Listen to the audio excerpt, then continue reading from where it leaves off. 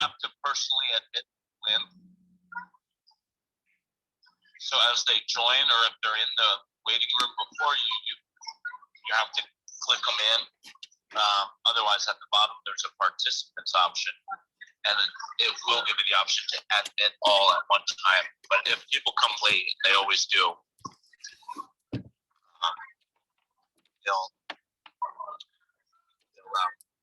It'll pop up on your screen.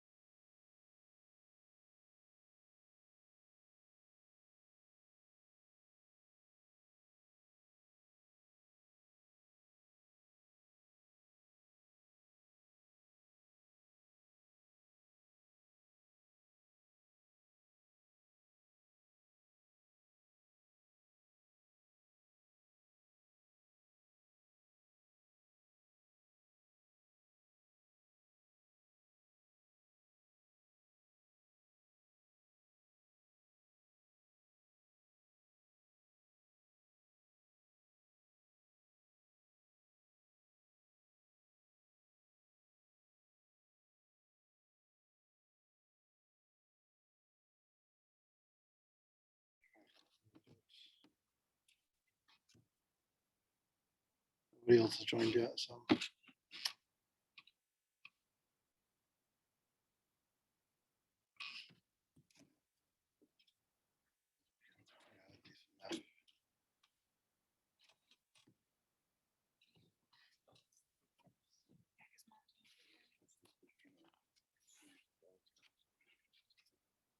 Yeah, I think that's right, Shelley Carl.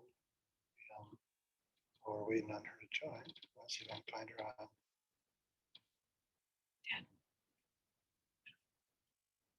Yes.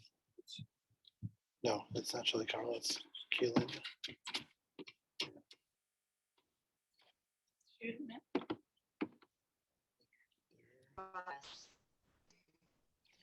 Hi. Hey guys, how's it going? Hello. I can't hear you right now, and I know you're not muted. Can you check your microphone? Can you hear us? Sure. We can hear you guys fine. Sounds like you guys can hear us. All right, so you can hear us, but I'm not hearing any sound. Oh, wait, it might be mine. Hold on. Maybe I need to turn my volume up. All right. Can you say something now? Yeah, I can hear you. That was my fault. Yay, nailed it. I apologize. Like, I'm filling in for Pastor Mike tonight. I don't usually use this computer for Zoom calls. So I had my volume turned all the way down. So we're still waiting. Like usually people show up a couple minutes after 6 o'clock our time.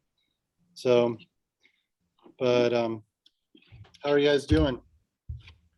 Good. We are doing fantastic. It is so great to connect with you guys. We love it. Yeah. So my name is Patrick Stitt, and I'm Kalina. yep, and we'll introduce you quick. We'll show you our kids here quick, and hold on, can I do this? Yep, there they are. Wow. And that's Jack, Lele, Finian, Keela, and Levi. I love the names. That's great names. Yeah, that's what they look like, well behaved. This is how they normally look. Wow. Yeah. Now, are you guys, go ahead. are you guys in the States right now, or are you guys in Japan? We're in the US presently. Yep, we're in Minnesota. Okay. How about you guys? So tell me your names around the group here. Who do we have? So my name is Pastor Jason. I'm the youth pastor here. And then I'll just let you guys go around. Brother Kip, KIP. Oh, you Kip? Nice to meet you. God bless you. God bless you guys. Sorry, I didn't catch that. What was that? His name is Randy, Randy. Oh, you're Andy. and his son, go ahead. Jason? Another Jason there. Yeah. Hi. Yeah. Lily. Turn Hey, around. Lily. Oh, another one. Yeah. What daughter. was that? And then, yep. Well, and then like we just had the Alcorn family join us. They just show Psalm 127. Hi. I love it. Yeah.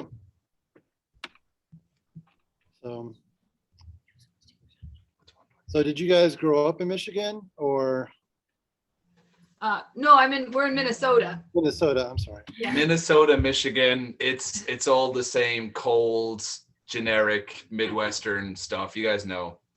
Well, we know cold, that's for sure. Yes, I grew up in Minnesota. Patrick is from Ireland. I was trying to pick up. I was like, the accent doesn't quite come across as, It's not North- Minnesota. yeah, not Minnesota. A little bit maybe, but not a lot. He's been here long enough. I understand. I grew up in Illinois, so I'm a Yankee. And then I moved to Florida. So I was Southern for a little while. And then now I'm back in the North Country in New York. So I'm a Yankee again. Nice. Yeah. How do you like New York? Cold, except for right now, it's actually very hot. So Okay. but- Well, wonderful. Well, go ahead, sir. oh, no, go ahead. So tell us a little bit about yourselves. Like, what do you guys do? How long have you guys been in Japan or been missionaries to Japan? And we go from there. Do you want to take that or will I? Sure. Okay. Well, yeah, this is actually going to be our first term in Japan. So just to fill you in, we'll give you a little brief overview of what's happening in Japan. So Japan is the second least reached country on planet Earth. So of all the people groups in the world, these guys have the least amount of Christians, which is kind of weird. We often think of like least reached being in the Middle East. And so for us, we've been pastors here in southern Minnesota for a long time in a little town. And it's been wonderful and it's been great. And God grew the church and we were really blessed. And in the middle of that, God just really put on our hearts to go and preach to people who would never get an opportunity to hear the gospel. That just really kind of sunk into us. So we looked up all these places. We're thinking, okay, let's go to Iran or let's go to some little village in South America. And then when we just saw Japan, it really hit us. And what's crazy about Japan is being the second least reached people group in the world, it's also Christianity is on a free fall there.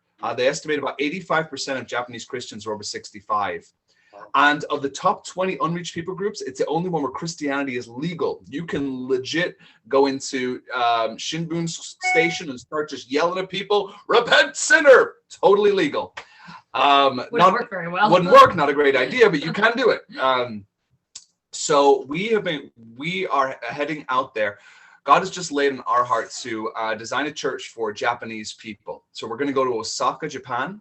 It's the least reached city on planet Earth. For every missionary or evangelical church, there is 750,000 people who have never heard the gospel of Jesus.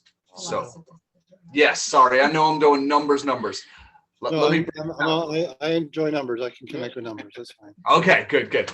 Let me bring it in a little bit. Our vision is we want to create a church that's designed for Japanese people who are seeking the Lord. A little thing about Japanese people, they don't do things quickly. Any big life decision is going to take a long time of discussing, processing. They don't take risks and they don't like change.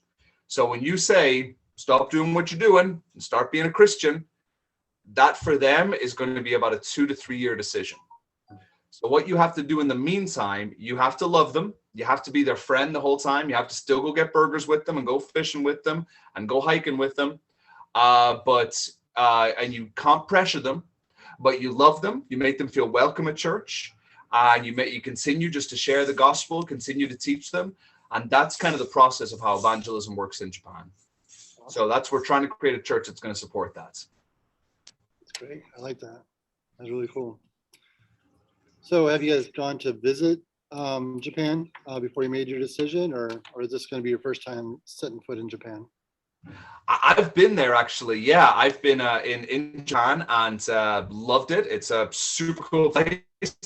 I'll tell you. And so we were in Tokyo or Tsukuba for a couple of months. I know those pictures here, if you know where they are. Sorry, I'm going to put some just for you guys.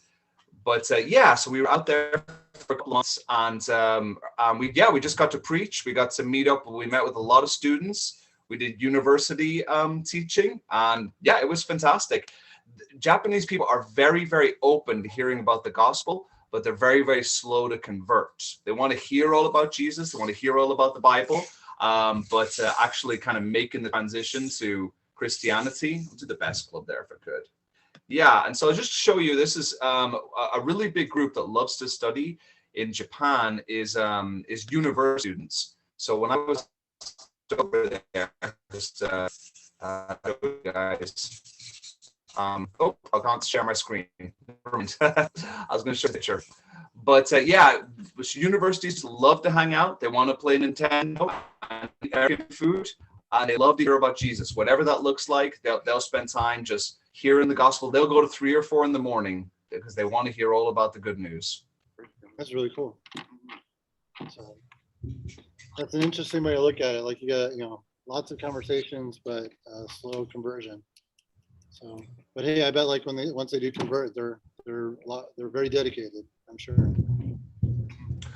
Oh yeah. If you want to speak in anything here. Japanese people, in America, we like quick decisions. We love a good revival service where that preacher gets us all pumped up and we'll be, oh, praise the Lord, that's good.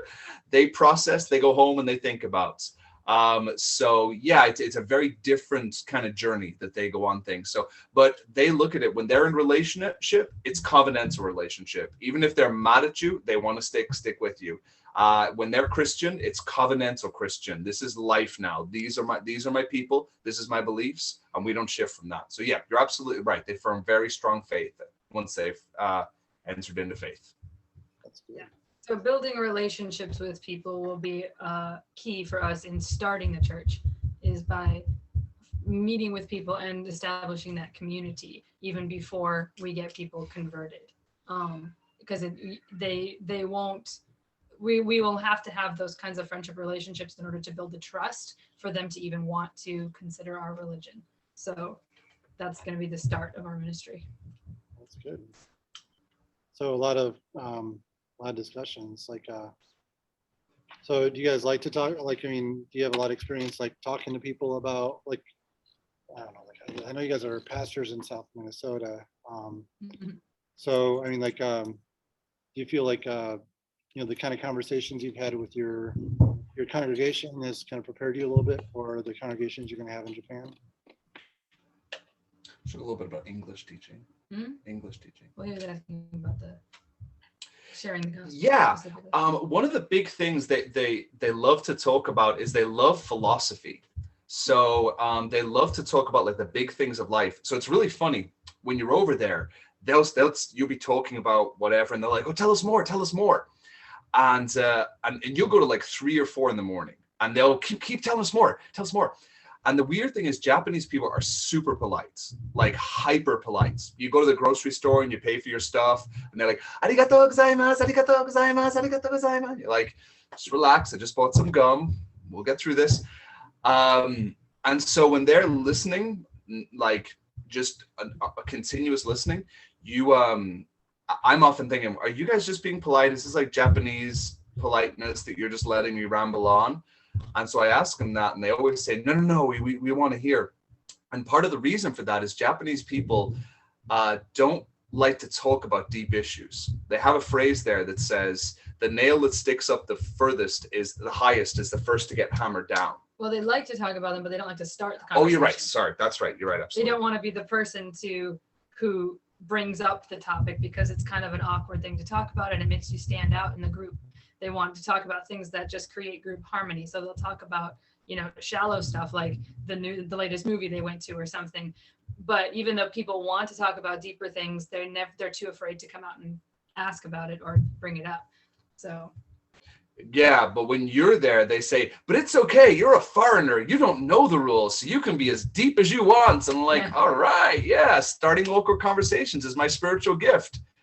So they love to talk about that. And they, and it's one of the most amazing. So we talk a lot about apologetics. They're very interested in God as an objective idea.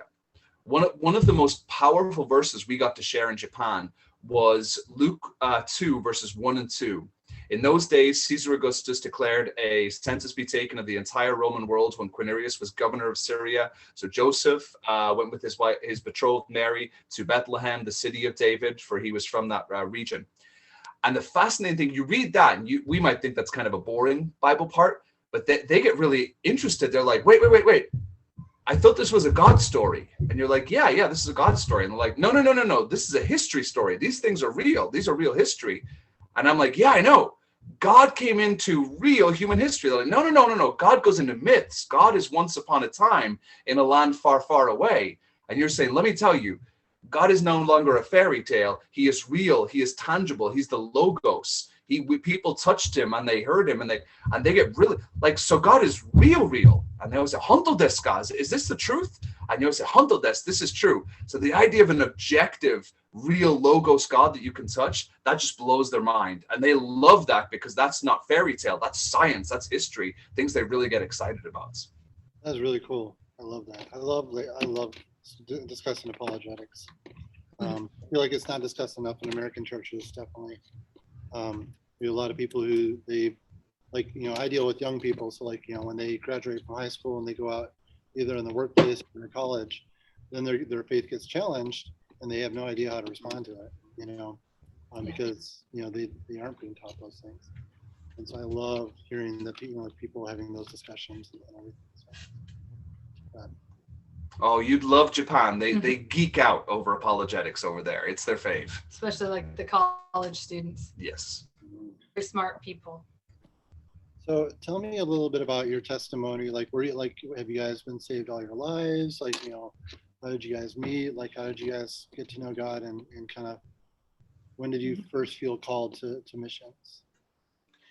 Well, for me, I did grow up in the church, and I felt the call to missions as a kid. That was always the thing I wanted to do. When you're a kid and people ask you, what do you want to be when you grow up? I always said, I'm going to be a missionary. That's what I'm going to do. And so I actually went to a missions college, which is where I met Patrick, because he was coming to also study to be a missionary. So we had, from the beginning of our relationship and stuff, kind of dedicated our family as being a missions family. That was our primary goal. So actually, just a couple years after we were married, we were missionaries for a while in Moldova in Eastern Europe. So we did a 2-year term over there, working at a home that was a safe house for women who had been victims of human trafficking. So we did that when our boys were really little. And then we came back to Minnesota to do the pastoring for a while, but we always knew we were going back on the mission field. And just a couple years ago, God God told us, okay, get ready. You're going back on the mission field. And that's when he surprised us with Japan, because we honestly hadn't been thinking about Japan. We were expecting to go back to Europe or something. But we're super excited about the idea of going to Japan and going to a place where, like Patrick said earlier, where people don't have the chance to hear. And so that's really what motivated our hearts and stuff to be able to choose Japan as our location. So yeah, we've done a bit of missions in the past, and we're excited to be doing that full time again. Yeah, I wasn't raised in a Christian house. Religion was kind of an indifferent thing. So I did a lot of messing, a lot of sinning and stuff. And in my teens, I came to know the Lord at a revival meeting in England, and just changed my life. Like, didn't know anything about it, didn't know any Bible, but I just knew two things: there is a God, and for some crazy reason, he seems to love me. And I just want to find out more about that. And sort of for me, not growing up in the church, I didn't know terms like missions or evangelism. So right off the bat, I was like, I just love Jesus, and this is the coolest thing in my life, and I want everyone to know about Jesus. You want to hear about Jesus? I didn't know anything about it, but I was ready to talk about it. So yeah, for me, it's just always been part of my Christian DNA. I've just always wanted to share. I never kind of had this calling moment. I'm just like, just want to love. And it's kind of right along with your conversion moment. Yeah. It was just like, this is just what I do. So it's, yeah, I've loved it. I've loved doing evangelism. And so it gets me excited. That's awesome. That's really cool. So since you guys have already been to Japan, I was wondering, what is your favorite thing to eat while you're there? They have such good food. That's a tough one. I'm gonna say it's okonomiyaki, which just means grilled everything or fried everything. Fried everything. Pancake, and then you just go to town. You put in some noodles. It's made out of like ramen noodles and cabbage, shrimp, bacon, eggs. Just fish. Just throw it in there. And they make it into like a patty, kind of like a pancake. Cheese. Then you put another pancake on top. Then you just smother it in mayonnaise and barbecue sauce. It sounds really weird, but you serve that bad boy up. Oh, it's a moment. You cannot believe Japanese people are so skinny when they got stuff like this. I really like tonkatsu, which is like have you ever had schnitzel, like from Austria, where it's like that thin breaded pork and fried? It's kind of like that, but a Japanese version of it. It's thin pork that's been breaded and fried, and they'll sometimes put it in a ramen bowl or just serve it with rice. It's really good. It's the business. Yeah, I love it. Well, at least you guys aren't suffering for the Lord in what you're eating. Except he'll have to eat fish, and he hates fish. Dude, I had pig uterus sushi for Jesus, so I had my moments. How was the soup over there? How do you like their soup, the Japanese chicken soup? How do you like it? Randy was asking. You're asking how we like the soup, Japanese soup? Japanese chicken noodle soup. Oh, well, they have like lots of different types of noodle soup, which are all good. They have the ramen noodles. Soba noodles are my favorite. You can get like giant ramen bowls, and they get a pork or chicken or any kind of, or mystery meats, boiled eggs, and seaweed. Vegetables. I'm not a seaweed guy, but yeah, or they put little swirly fish things in them, but they're really good. They're very salty, but super tasty. You eat one of those, that's going to keep you going the whole day. Yeah, their noodle bowls are good. And they're like $8, and you don't tip at a restaurant. Yeah, it's fantastic. Nice. It's like just See, I was in Washington, and that's a quarter Asian in Washington. The population is a quarter Asian. When I moved there, the governor was Gary Locke, and he was Chinese. So they have a lot of they have the Vietnamese, the Taiwanese, Japanese, Chinese, Korean, Vietnamese. They had all of them, and they all have their own restaurants. So you can go to one and I would go to the Vietnamese, and they call that po noodle soup. And yeah. You get a big bowl. I mean, it was a big bowl. Yeah. Big. That's all you need. I mean, you don't need it when they serve it. It's a big bowl, and it's kind of like a funnel thing. And then they give you that cool. spoon. You know what I'm talking about. I think you know that. and they give you Oh, a yeah. spoon, and it's like a it's just a different type of spoon that I have not seen. It's almost like you stir it or something, but it's a different type of spoon, and that's what you eat it with, or you can use the chopsticks. Either way, but I just wondered. I thought I'd throw that at you. I know you're eating good there. I know you would. So, Yeah. bring it back to what city in Japan did you guys say you were going to? Osaka. Osaka. Okay. All right. Yeah, it's the second largest city after Tokyo. Right. We're the only Assembly of God missionaries in that city. So we're the only ones in a region about 25 million. Wow. Amazing. Yeah, it's a big city. So, so I'm going to open it up. Like Kip's got a question for you guys. How, being that it is a big city, do you see a lot of the Western culture over there? Technology and different things like, you know, different things that Yeah, you would. some of it. Like I know people like a lot of the American pop culture. I mean, their technology is better than ours, so they don't really need stuff. Some of it is, but I mean, like they have all the cool robotics and all. They have really, trains as fast as airplanes and stuff like that. In Osaka, yeah, they actually have a section of Osaka is called America Town, and it's like they have a miniature Statue of Liberty and like a bunch of American shops and restaurants and stuff. Where because the people they like American culture, so they'll go there and get American food and yeah, and they have some of like our restaurants, for example, for Christmas everybody there eats KFC chicken. They have special Christmas buckets of chicken that you get, and the KFC even makes like these special Christmas cakes that they'll get from KFC, and that's what everybody eats for Christmas. So they do have some things that are from America, yeah. Thank you. So that's interesting. So like, I know like it's kind of interesting how a lot of cultures celebrate Christmas. Do they have a pretty good understanding of what Christmas is about, or is it all commercialization? No, not at all. It's just a fun Western holiday where you do presents and trees and eat KFC.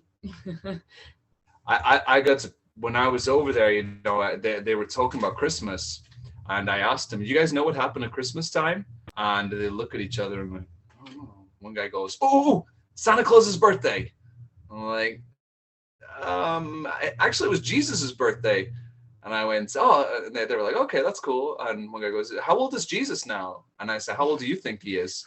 And he was like, "He's pretty old, right? He was around in World War II, and he lives out in California." And so I was like, "Oh, hey, can I tell you the story of the birth of Jesus?" And that's cool, because for those guys, they had never in their lives heard that story. We've heard it so many times. The angel comes to Mary, and it sometimes loses all meaning.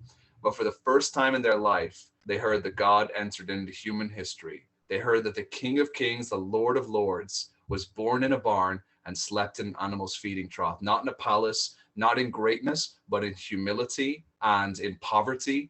And so that he could like just be one of us. And no matter where we're from, we can just approach him. And they couldn't believe it. They were, "Honto desu ka? Is this the truth? Honto desu, this is true, this is true." And so, yeah, it's really fun to kind of use those moments to share about the Lord. Yeah, they really don't know anything about Jesus at all. That's really good to know. Alcorn family, do you guys have any questions for the Stitts?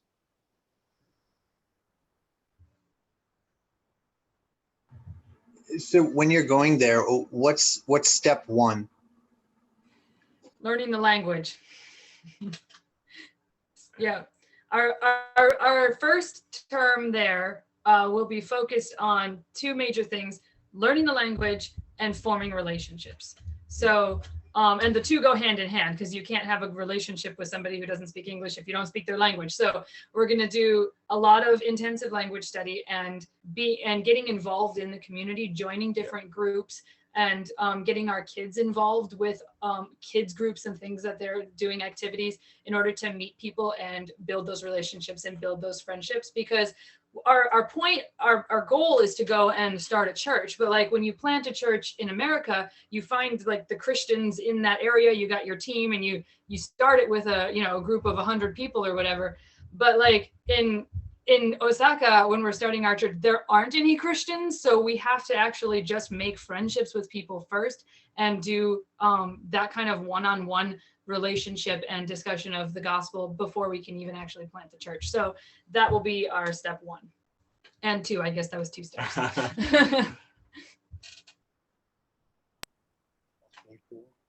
Well, tell us a little bit about your kids. You mentioned them, like we saw their picture and heard their names, but tell us a little bit about like what are your kids like, and how like are they excited about this trip? Like what's their favorite? Oh yeah, they're excited. Our kids are crazy. So we've got Jack is the oldest. He's 14, and he was the one. He went with Patrick when he did his trip to Japan. They were there for like 5 weeks.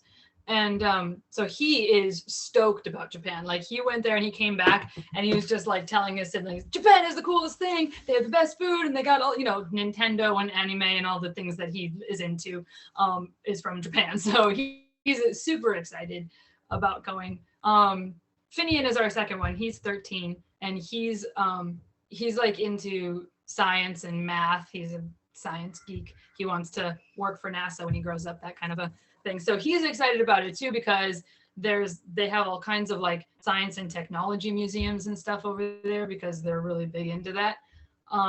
So he's looking forward to visiting some of those places.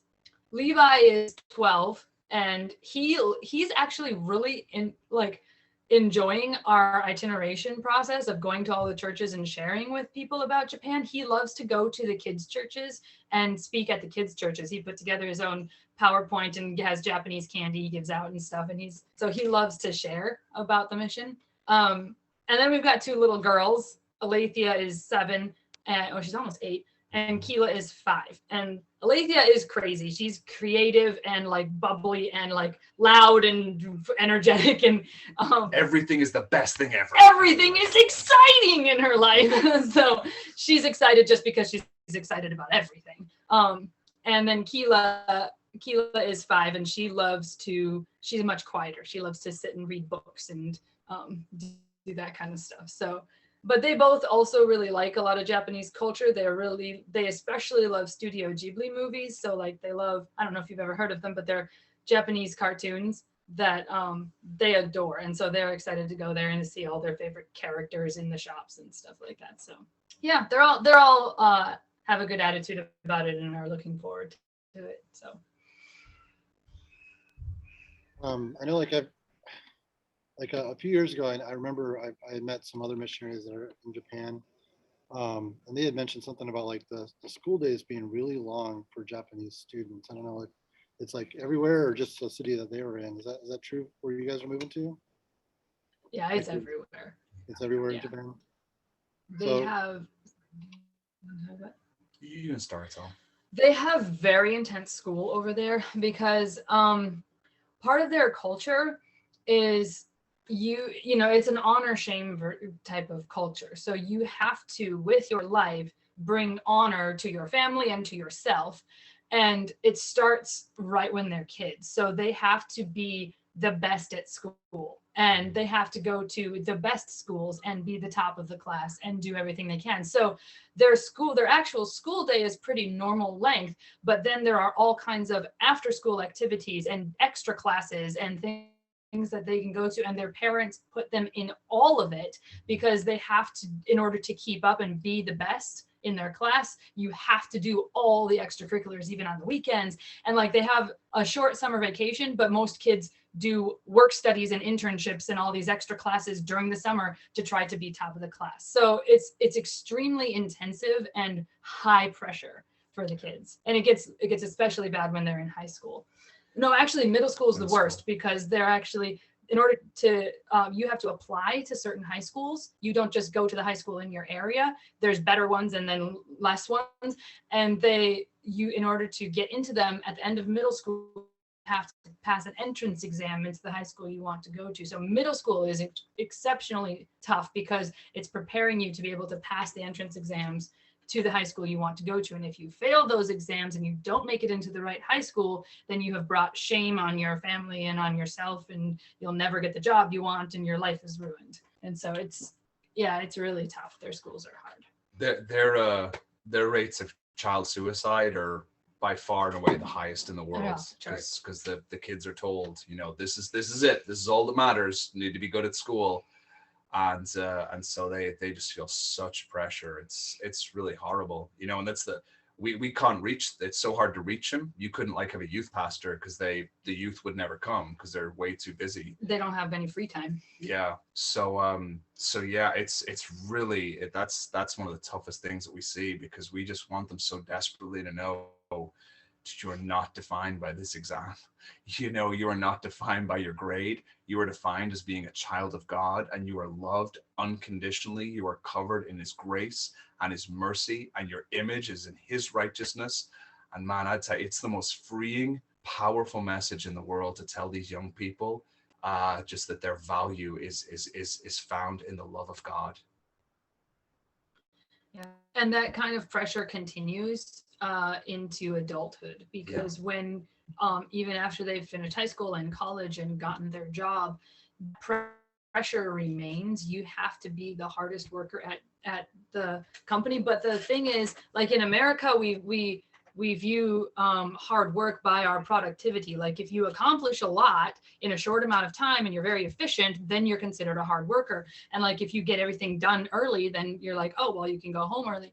But in Japan, it's not so much how much work you get done, it's how long you stay at work. So like they'll get there early. If you're there, if you arrive and your boss is already there, that's shameful. Like you have to arrive before the boss and you have to stay longer than he does. So even if you finished all your work, you'll just stay there for 3 more hours doing nothing just to show your commitment to the company. And like, I'm a great worker. And so their efficiency is actually quite low, but their hours are super long. So like these guys who work at the offices and stuff, they won't come home. They won't leave work until like 7, 8 o'clock at night. And they just have, and then they take the boss out for drinks. And then to try to keep that relationship with the boss going, showing how much you care about them. And so their whole day is just taken up by work. And so it's that same social pressure constantly. So it's a tough culture. Yeah. So how do you guys kind of squeeze into that culture and start building relationships when they're working and going to school like all the time? Like how do you build those relationships right after you move there? My rugged good looks really help a lot. It opens a lot of doors. There are some openings, like for example, when Patrick was there before, at the college universities there, he was able to get together with the students, and because they like to form discussion groups of different topics and stuff at the universities. That's one entrance that we have. Also, there's a lot of things like that. Moms with kids had to have different groups and things like that they'll get together that we can become part of. The kids are also doing extracurricular activities, so we can get our kids involved in some of those extracurriculars for them to be able to meet people, and then we can meet their parents, those kinds of things. So yeah, they are very busy, but they do have some time where they get together with people that we can get into. Colleen has her degree in English, so she's an English teacher. So doing free English classes is going to open a lot of doors. Yeah. The other thing they do is they love Western stuff. So one really cool thing is like Halloween, they have this ceremony, and it's about basically measuring your good deeds, making sure you've done enough good things in the year to keep your soul clean. But for us, we recognize October 31st as Reformation Day. So instead of doing they can do their ceremony and you can go with them and bless them and just be part of their thing and say, hey guys, afterward, we're going to teach you, we're going to do a really cool presentation on Western history about the Reformation, which was one of the most important things to ever happen in Western history. And they've never heard of it. And so you can come out and you can be dressed like Martin Luther and do a big presentation, with a mug of ale and a German Bible and tell them how important the Reformation was, because for that, we can say, back then, the Pope said you had to pay this much and be this good and do all these ceremonies just to get the sin. And they know that to them, that's their life. That's Buddhism, that they have to do ceremony after ceremony to cleanse their soul. And you could say, but the good news is Jesus Christ, by pure faith in him, has cleansed our soul, has given us righteousness.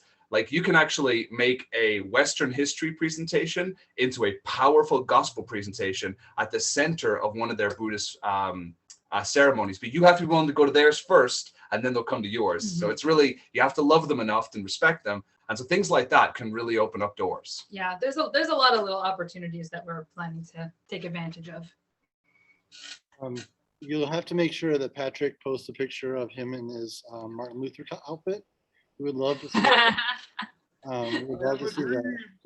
No, that's a different one. So Kip's got another question for you. I was just curious how much weight does an indigenous person that has converted to Christianity carry as far as evangelism? So Great- all the great Japanese question. people see one of their own that has converted. Is that? Yeah, wow. It's complicated. It's complicated. Yeah. The thing about them is like I said earlier, Japanese people, they consider you, the worst thing to do is to bring attention to yourself. And so while they want to be very loving, they're often very reluctant to actually speak about their faith, because it's so strange and it's so different. So things like that can be a real struggle. Churches are very small. Average church size is going to be about 15 to 20 over there. And so a lot of people, they'll want to share the gospel and they'll invite someone to church, but the person's going to feel very uncomfortable going to a church where everyone there has been a Christian 30 years. Everyone there knows what everyone's talking about. And so those things can be a little bit of a struggle. Japanese people, they want to share their faith, but they often come across really, they struggle to do it, but they're very willing to say, I want to be a friend with you. I want to be there and listen to you. And things like that really do go a long way. It's difficult too, because their religion, it's a combination of Buddhism and Shintoism, which is uniquely Japanese. And for them, it's not so much of a personal belief system as it is a cultural practice. So like, if you're Japanese, you're Buddhist Shinto, like even if you don't actually believe it, because they actually have done like polls and stuff, and most people living in the cities and most younger generations don't actually believe any of it, but they still go to the shrines and do all of the things because it's part of who they are as a people. So if one of them becomes a Christian and separates from that, it's really hard for them, because it is breaking away from their cultural norms and from what their family practices. And they have such a strong like collectivistic society where they're trying to keep harmony among their group, among their family and their clan and everything. So breaking away from that can be very difficult. And it can cause bring like a different level of shame. So that, Exactly. So to speak. Yeah. Thank you.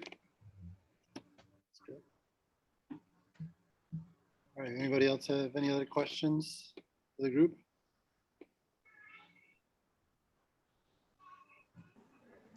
Well, I'm sorry. Go ahead, sir. Well, I was going to say, first of all, that I really like that you never walked back the comment about your ruggedly handsome good looks. But as I understand that if they are predominantly male, does that open more doors for you because you are one of them, or would it be more for Kalina because it's more male? Japan's not predominantly male.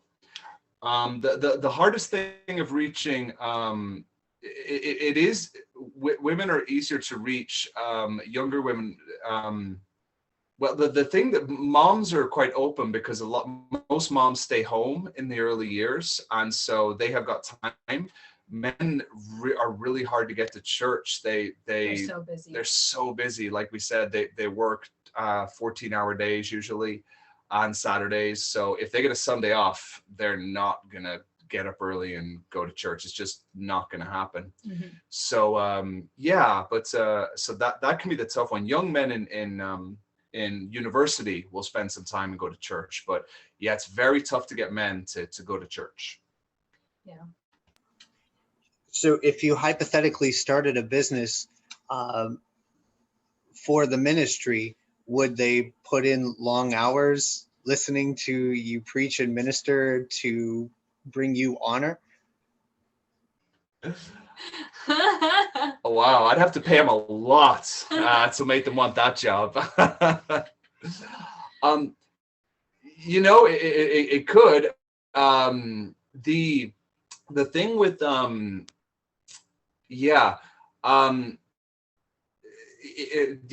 don't know if that would work out too well about things like that. They would. One of the things that's really interesting over there. We try to we want to say to kind of keep our schedule as free as we can.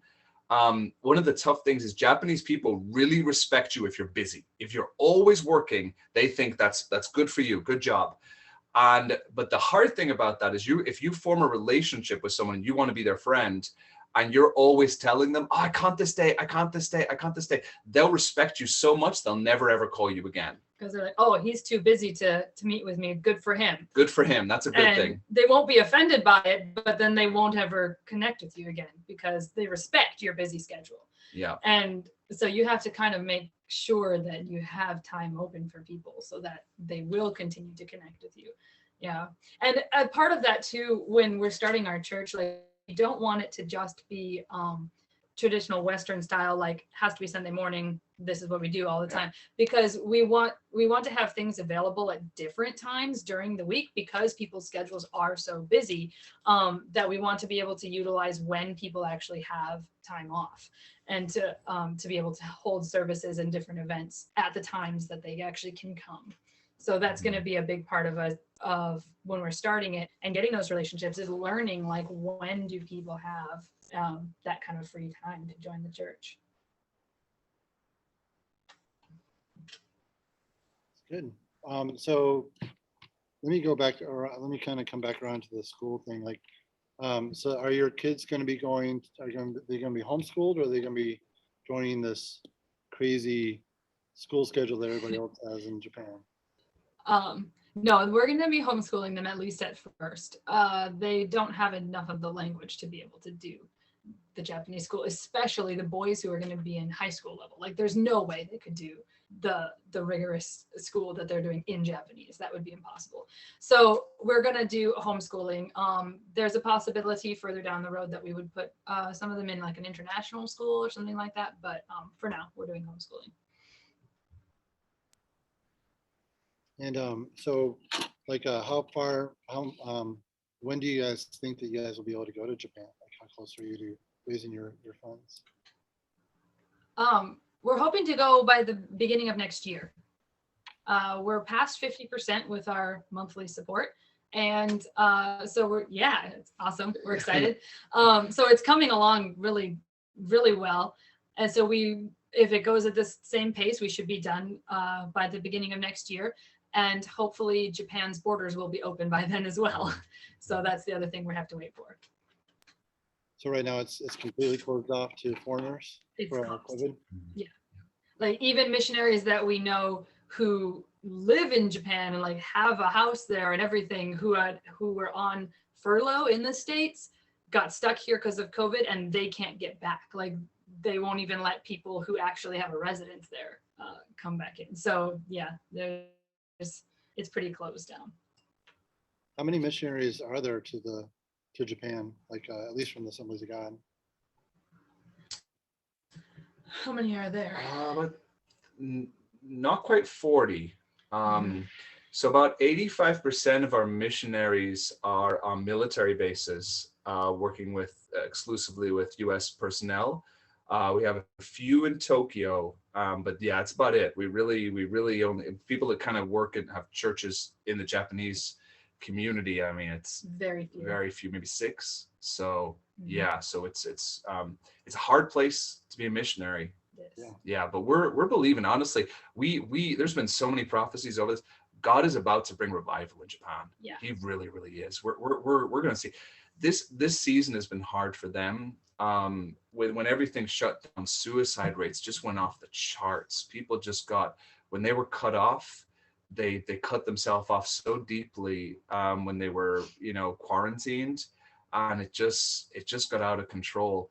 And so right now the whole country is saying, we can't keep doing this. We need something new.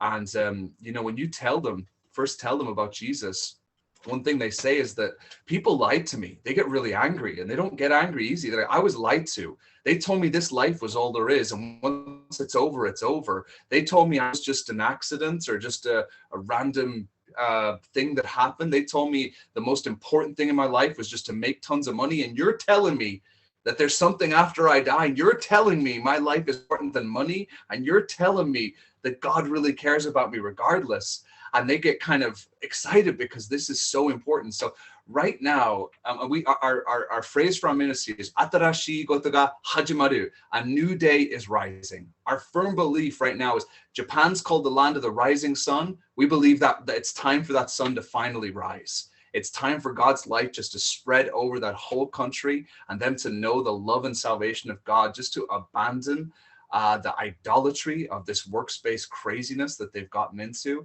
and just to live in his grace, to live in his peace, and live in his love. So we're really exciting, and we are just firmly believing God's about to do something really radical in Japan. We will definitely agree with you on that. I'm excited to hear everything you're saying. Like, this is such a great, I'm excited for you guys. I really am. All right, so before we wrap up, is there any more questions? Like, the Alcorn family, do you guys have any questions? Will people there look down on you because you homeschool? Probably not really, because we're foreign. If we were Japanese, they certainly would. Like, we do know another missionary family that we're friends with. They homeschooled, and she said that the government required them to sign an antisocial form saying that we're homeschooling because we're antisocial. And it's like, so they basically view it as being, well, why would you not like have your kids being in the group and doing the group thing? So they do see that as weird, but like for us being foreigners, we're already outsiders. We're already not part of the group. So I don't think it'll be a big problem. But yeah, for a Japanese person, that would definitely be a weird thing to do. They've never heard of it. It's not a thing they do there. So they just, their initial thing would be confusion as to what it is and why you would do it. Yeah.